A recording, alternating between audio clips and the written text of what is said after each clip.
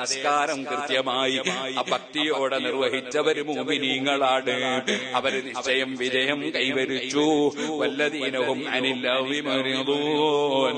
അനാവശ്യങ്ങളിലൊന്നും കടന്നു ചെല്ലാതെ ആവശ്യമുള്ളത് മാത്രം ഉൾക്കൊണ്ട് ജീവിക്കുന്നവർ അവരതാ മുഅ്മിനീങ്ങളാണ്, വിജയം കൈവരിച്ചു. അങ്ങനെ വല്ലദീനഹും ലിസക്കാത്തി ഫാഇലൂൻ. സക്കാത്ത് കൃത്യമായി കൊടുക്കേണ്ടതുപോലെ കൊടുക്കുന്നവർ മുഅ്മിനീങ്ങളാണ്, അവർ വിജയം കൈവരിച്ചു. വല്ലദീനഹും ലിഫുറൂജിഹിം ഹാഫിളൂൻ.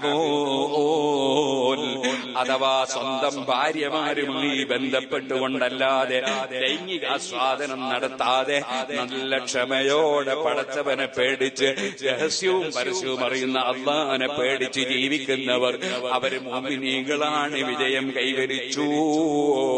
വല്ലദീനഹും ലിഅമാനാതിഹിം വഅഹദിഹിം റാഊൻ.